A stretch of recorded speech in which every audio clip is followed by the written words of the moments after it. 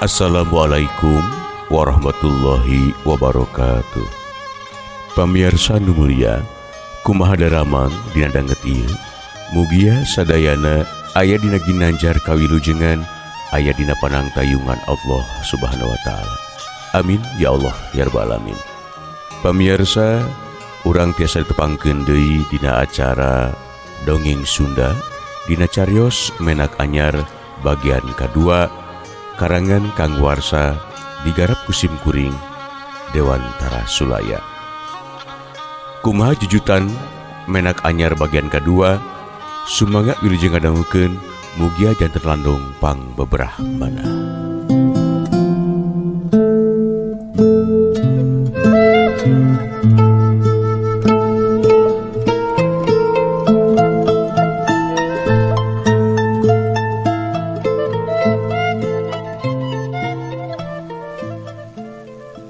Eueuh kajadian aneh nalika Jang Aim keur leutik.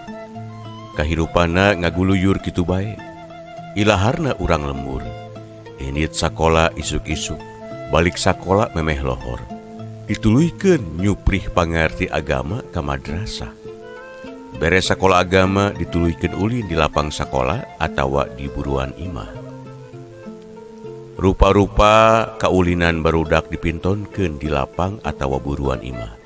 Kumaha usum dina usum katiga barudak remen ngeusi wanci pasosore ku kaulinan saperti ucing-ucingan, oray-orayan, bebentengan, galasin, gatrik, jeung rea-rea deui. Beda deui dina usum nyijih, barudak milih waktu samemeh hujan turun. Kaulinan bisa main bal, malah ninggang hujan geus turun oge, main bal mah tetep laju. Bisa di sawah, kebon awi, atawa lapang balai desa. Eta oge pernah aya kejadian aneh anu nimpa ka diri Jang Aim. Nalika nincak umur 8 tahun, keur diuk di kelas 2 SD, manehna kungsi kaserang ku penyakit panas. Awak ngagibrig, bibir gentel, beungeut pias. Ceuk pikir urang lembur mah alatan ulin di kebon awi, kasibat ku jurig jarian.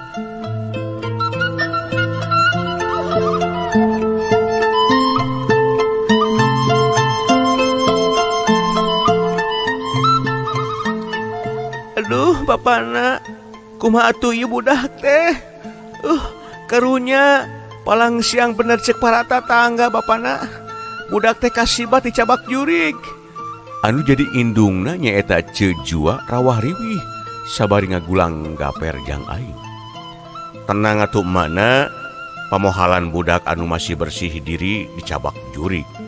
Paling oge ka trap step, Kang Acip ngupahan. Sok sanajan sabenerna mah boga rasa anu sarua, ringrang nenjo budak anu gering. Akibat katarajang panas, Jang Aim mindeng sasar. Anu disambat nalika sasar tarasa saha, aki jeung ninina. Sararea pada ngalongok babaturan sakola, sapengajian, jeung kolot-kolot anu aya di eta lembur. Poe harita pisan, ku indung bapana dibawa ke puskesmas kacamatan. Jauh pisan, kira-kira 5 km di lembur Cicadas. Can aya kendaraan model kiwari. Dijugjug bae ku cara lempang dibarengan ku para tatangga.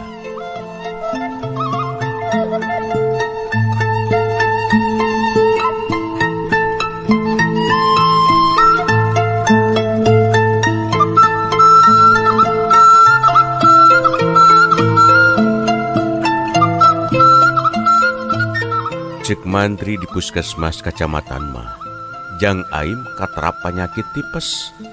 Teu dijeksi, da cenah budak panas mah teu kudu dijeksi. Cukup bae dibere obat keur nurunkeun panas. Ti tatanggana mah meunang harewos, gering panas mah lobakeun bae nginum cai cacing. Tarekah eta oge dilakonan ku Kang Acip. Ngahaja ngala cacing kalung sagede-gede cingir orok, digaringkeun, tuluy digodog. Budak mah teu dibere nyaho lamun cai anu dina gelas teh cai cacing. Bisi teu diinum lamun nyahoan mah.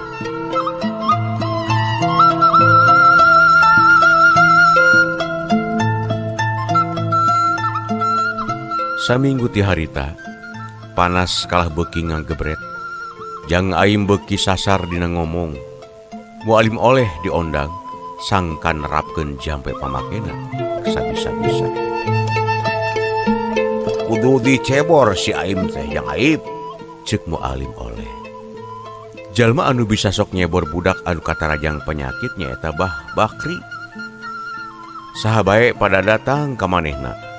Rek anu jauh, komo anu masih aya di eta wewengkon. Ku sawarehna jalma mah sok disebut dukun lepus. Aya oge anu nyebut jalma pinter. Jalma anu bisa dipenta tulung jeung jadi pananyaan balarea.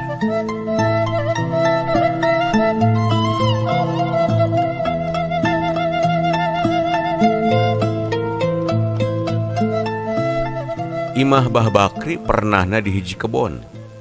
Eueuh budak anu wani ngulampreng ka eta kebon.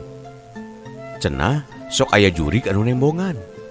Aya oge beja Bah Bakri ngingu jin. Ngan sok sanajan kitu teu oleh dipenta tulung ku saha bae jeung tarawrat tutulung ka batur.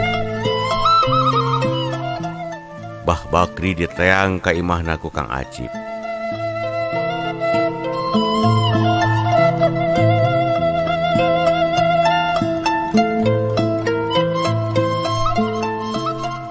Tungguan bae. Angke dina wanci kalangkang satangtung awak. Kira-kira sabada asar kuring ka imah Ujang. Pok Bah Bakri pledug haseup udud nyerbung kaluar tina liang irung. Ngan samemeh balik Kang Acip dibekelan cai herang. Inum saharitaeun ku Jang Aim, sesana banjur-banjur ngurilingan imah. Lain nanaon Jang. Urang oge kudu amit heula kana hal-hal anu teu katenjo ku panon lahirnya. Ceuk Bah Bakri ngayakinkeun Kang Acip. Teu kudu disebut musyrik, da kitu ilaharna lamun manehna arek nambaan jalma. Teu dilakonan oge lain soal anu gede, eta mah gumantung kana keyakinan urang. Eueuh paksaan, ngan lamun budak hayang gancang cager, urang kudu mipit jeung pamitan kana hal-hal anu aya di luar diri urang. Sok bae balik heula, engke kuring nyusul dina wanci kalangkang satangtung awak. Pokna deui. Muhun Bah, di haturan pisan. Tembal Kang Acip.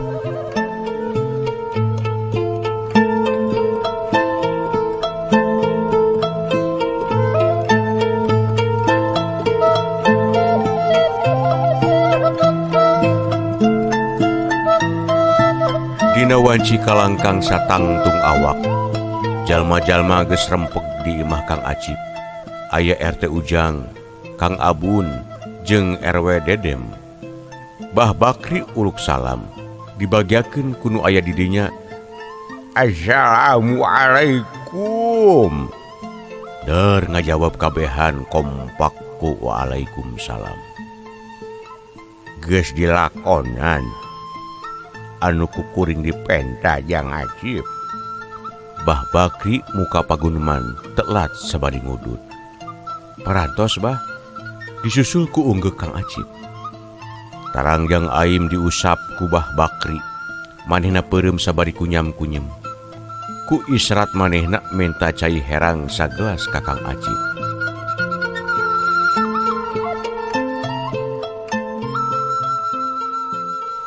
Sungut gelas ditutupan ku dampaleungeun, kalawan rada tarik Bah Bakri macakeun jampe. Bismillah nu ngamibetean. Lalakan nyipo haji hihit kekeperi iman, nyiru tamprak ning iman, dulang ketuk ning iman, parako beungkeur ning iman, hau dungku ning iman, suluh solosod ning iman, seeng kukus ning iman. Tah Yang Ye cai nu ayana gelas teh ye kudu dicampurkeun kana beas. Jadi kudu kadahar ku kabehannya. Sumuhun bah. Terus kumaha deui bah teh? Eueuh nanaon. Ngan anu kudu dijaga ku kulawarga Jang Acip nya eta ngaraketkeun diri jeung indung bapana. Ulah leupas hadiah ka kolotnya. Sabab aya amanah anu tetep kudu dijaga. Kitu ceuk Bah Bakri. Tuluy ngomong deui. Nenjo kana kulincir mah ieu budak pijadieun jelema. Dina mangsa kaharep omat kudu dijaga jeung naon anu kuring dipepejeuhkeun lakonannya, Jang. Ceuk Bah Bakri. Dina pikir Kang Acip ngagalo antara ucapan Bah Bakri jeung naon pernah diomongkeun ku bapana sababaraha taun ka tukang. Yen garis katurunan manehna aya gantar kakaitan jeung Raja Buhun. Teuing raja naon. Sangkan teu panjang jujutan disebutkeun bae Siliwangi Raja Pajajaran.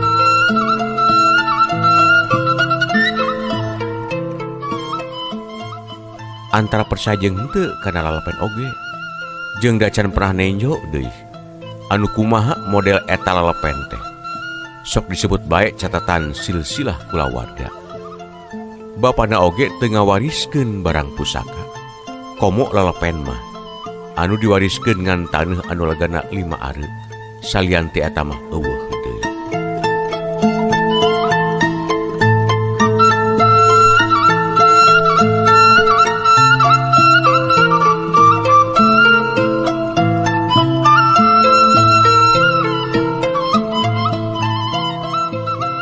Nunggu waktu sabulan nilana, Jang Aim sehat sabihara-bihari deui. Awak rada kuru ngan ninggang mejeh nak mamayu. Dahar oge bisa nepi ka 4 kali. Mimiti asup di sakola, ku guru jeung batur-baturna dibagiakeun. Malah ku guru sakola agama jeung mualim oleh mah dijurung ku pangduana. Sangkan sehat salalawasna. Awak kudu siga samemeh gering. Henteu montok oge nu penting mah aya eusian. Ulah kawas ayeuna. Begang jeung koneas. Da jalma atuh lain rongkong hirup. Lain ku Bah Bakri wungkul. Sababaraha urang anu pernah nempok kulincir Jang Aing. Sarua boga pamadegan lamun kahareupna ieu budak teh pijadieun menak. Kang Acip oge lila-lila mah kapangaruhan ku eta ucapan. Kudu disungsi tapak lacak karuhun-karuhun anu pernah diomongkeun ku bapana aya dina lalapen. Kang Acip kokorotak. Peti tempat nyimpen sabangsaning barang pusaka dibuka. Dikaluarkeun naon nu aya di jero peti. Keris, balati, peso, bedog, nepi ka batu ali minuhan eta peti. Keur bapana jumeneng keneh mah sataun sakali tiap bulan mulud kabeh barang pusaka dikaluarkeun tina peti. Tuluy dikumbah di mandian. Cai dina jolang besi di kembangan. Beres di mandian barang-barang pusaka dibalur ku sesengitan. Eueuh teuing sesengitan mah sakapeung dibalur ku japaron. Pokona mah kacida dipupustina. Atuh jenat bapak oge moal sagawaya nyimpen lelepen anu nyatet karuhun-karuhun urang Kang. Ceuk pamajikanana. Kang Acip teu ngomong harita teh. Manehna leuwih sibuk kakaratak mukaan bungkus barang pusaka. Dina peti pangjerona diteunden bedog. Katenjona mah mintul. Ku bapana sok disebut bedog kabuyutan. Memang kungsi aya kajadian aneh nu aya kaitan jeung eta bedog.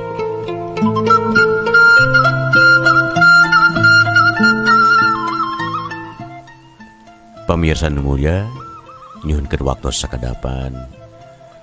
Simkuring bade ngawilujengkeun, wilujeng leleson, atanapi wilujeng ngalaksanakeun aktivitas sih. Kanggo pangersa Pak Wali Kota Sukabumi, Pak Haji Ahmad Fahmi kumaha damang, Pak Wakil Wali Kota Pak Haji Andri S. Hamami oke kumaha damang Pak Pak Sekda Pak Haji Dida Sembada ala damang Pak pokona kum kasadayana wae anu sami-sami mika dedeh mika cinta kana dongeng Sunda carios menak anyar karangan Kangwarsa nu digarap ku simkuring Dewantara Sulaya canakan nu saena singkahan nu awona. Ieu dongeng Sunda teh mangrupi hiji tetendenan kolot urang pirosya urang lestarikeun. Sanaos dina zaman canggih, sanaos dina zaman milenial tahun 2022 masih kena aya dongeng Sunda ieu. Ieu hiji tarekah keur ngalestarikeunana. Hatur nuhun Pak Wali Kota Sukabumi, Pak Wakil Wali Kota Sinareng Pasekdana. Atuh kanggo pangarang carios menak anyar ieu lujeng wayah kieu Kangwarsa kumaha damang Kang aduh hatur nuhun diantos episode nu sanesna bangga pamirsa nu mulia urang lajengkeun deui menak anyar bagian anu kadua karangan Kangwarsa digarap ku simkuring Dewantara Sulaya Prung.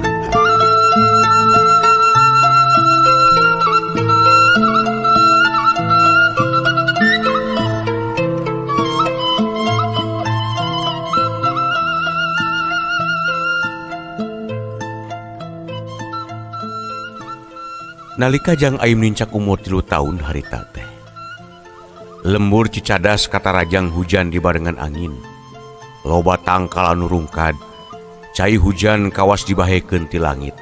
Anu adan lain saurang, kaasup Kang Acip sorangan pipiliwan oge adan di imahna.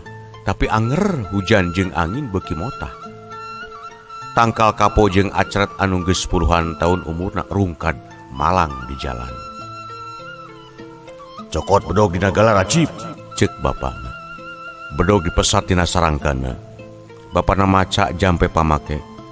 Kunyam-kunyem muka pantok. Berebet keburuan imah, celeb. Bedog ditancelebkeun kana taneuh. Jigana kabeneran bae, kira-kira 5 menit di harita hujan ngadadak root. Ngan ari disebut kabeneran hungkul oge teu bisa. Dan naon anu dilakukeun ku bapana memang geus dianggalna direncanakeun. Nancelebkeun bedog teh cenah sangkan hujan jeung angin anu motah jadi lindeuk deui. Jeung memang kitu buktina hujan angin ngadadak eureun, bedog dicabut deui. Tah, ieu teh bedog kabuyutan. Geus dipake ku leuwih 5 generasi. Ceuk bapana sabari ngasupkeun di bedog kabuyutan kana sarangkana. Lain bedogna anu sakti, tapi diri jalma anu dibere amanat ngajaga eta bedog. Kitu anu katewak ku Kang Acip. Bedog salosin oge ditancelepkeun cantang tu bisa ngeureunkeun hujan angin. Lamun anu nancelepkeunna jalma bolosrong anu pagaweana ngaruksak alam. Kitu ceuk bapana.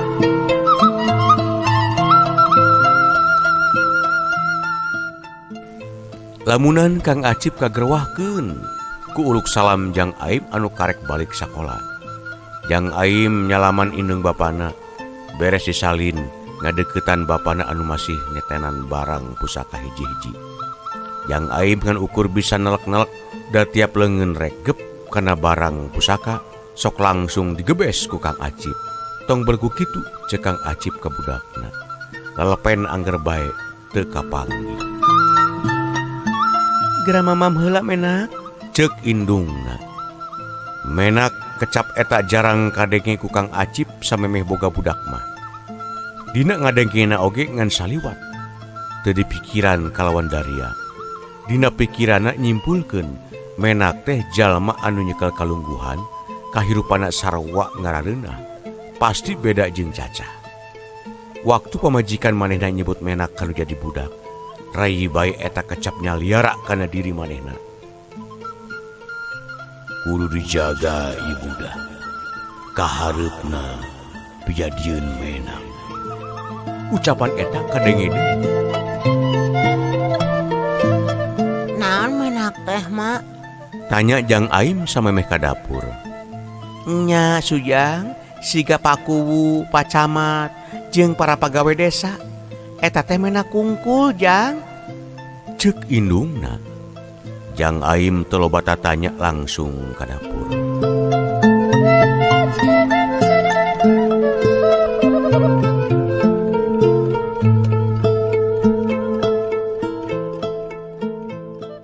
Kadah ditaroskeun ka jalmi anu tiasa muka alam kahirupan masa anu mah Jang Acip. Ceuk mualim oleh nalika ditanya ku Kang Acip ngeunaan karuhun-karuhuna. Jarang jalma anu bisa kitu.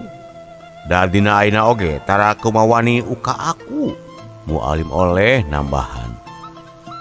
Hasil obrolan jeung mualim oleh nyaeta Kang Acip rek nepungan jalma-jalma sing sahabat anu bisa nyungsi kahirupan anu geus karandapan geus diniatan. Sakur beja lamun di hiji lembur aya jalma pinter jeung pananyaan baris didatangan. Pernah eta oge nanya ka Bah Bakri kalah diomongan. Lain ku batur kudu nganyahokeun karuhun-karuhun urang mah. Tapi ku diri sorangan sing daek puasa mutih getol wedan jeung kudu apik dina barang dahar. Hese atuh ari kitu mah. Da jalma biasa. Entong borok ngajaga kadaharan anu asup kana awak. Anu puguh mah sagala digabres bae dina dahar oge. Puasa mutih komo. Kang Acip mah apan dina bulan puasa oge mindeng loba bocorna. Rupaning alasan capek teh atawa poho teu dahar janari.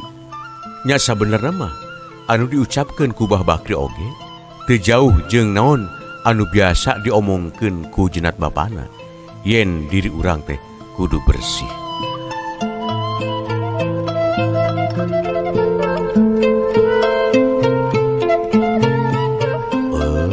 Pamirsa anu mulia, rupina carios Menak Anyar bagian kedua urang cekapkeun deui heula dugi ka dieu. Hapunten nu kasuhu, hatur nuhun kana sagala perhatosanana. Insyaallah sanes waktos urang tiasa ditepangkeun deui dina carios anu sami Menak Anyar bagian katilu karangan Kang Warsa. Cag.